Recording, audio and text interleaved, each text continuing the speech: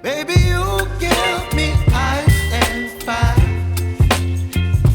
You're giving me wind and rain. You're some kind of butterfly.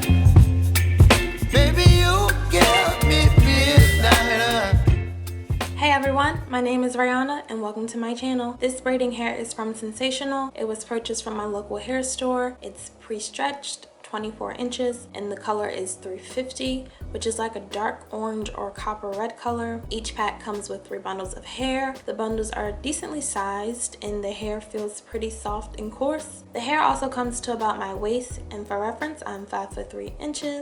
And I made my braids in parts small. So this is how far I got using just 1 bundle of the hair.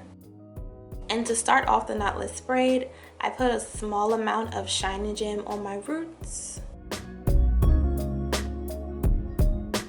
Next, I put some of this Cream of Nature twisting cream throughout my hair to hydrate it and make it feel a little softer.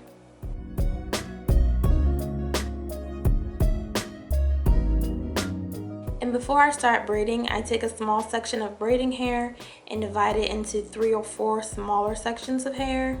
You can divide the hair into however many pieces you want. Just have the hair ready before you start braiding. Then I separate my real hair into 3 sections to start braiding.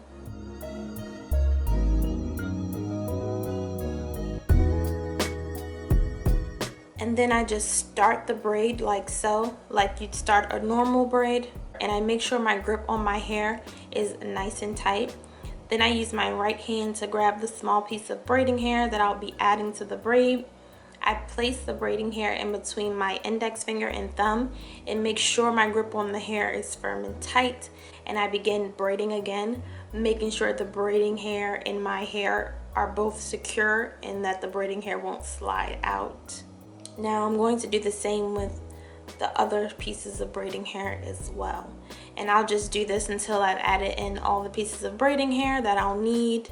And again, you can add however many you like. It all depends on the size of your braid and what looks right to you. But try to make sure that it's pretty even throughout all the braids you do.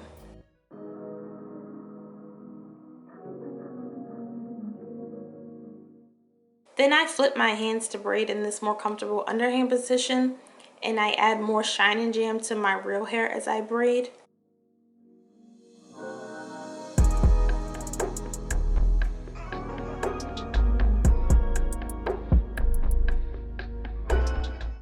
And I braid the hair all the way down to the bottom of the braiding hair and leave a small amount of straight hair. But you don't have to do this. You can braid all the way down, or you can just braid further down enough to where you think the braid won't unravel. And you can cut the flyaway pieces from the braiding hair if you want once you finish braiding the hair. I usually don't unless it's something very noticeable. And this is an up close look at one side of the start of the braid and the other side. So now I'll show you another example of how I start a knotless braid from a different angle, but I won't talk you through this one. Also keep in mind, it took me a lot of tries and practice to finally get the braids the way I wanted them to look, and I still messed up from time to time. Baby, you give me ice and fire. You're giving me wind and rain. Some kind of butterfly. Baby, you give me midnight. You whip up my appetite. Don't leave me here high and dry. Oh, well, I don't wanna jinx it, baby. And this is with 2 bundles of the hair, 3 bundles or 1 pack of hair, 4 bundles, and 5 bundles. Once I was done braiding my hair, I had used 2 packs of hair, and from that second pack I only had about half a bundle of hair left. So all in all, I used 6 bundles of hair or 2 packs. Then I boiled some water and put it in this pitcher so that I could dip my braids. This helps to keep the ends of the hair straight, look less frizzy and keep the braids from unraveling. Make sure you are careful doing this step as the water is very hot, and also use a towel to dry your hair while you're doing this and to wring out the excess water. And if the ends aren't straight enough or have kinks in them, I just dip them again and wring the hair out with my towel. Next, I use this Shea Moisture Wig and Weave Mousse and put it all throughout my braids.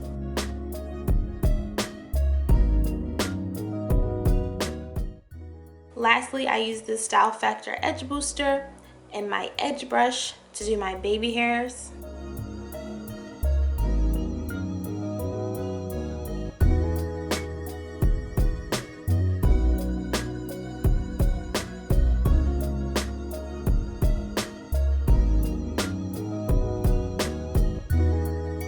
And I tie them down with a scarf.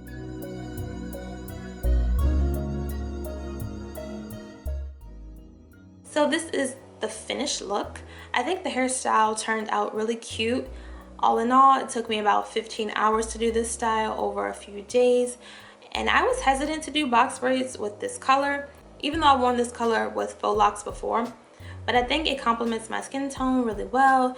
But this is my first time doing knotless braids, so it was a lot of trial and error. The start of the first couple braids in the back of my head look a little questionable, and I wasted a lot of hair restarting braids throughout my head as well.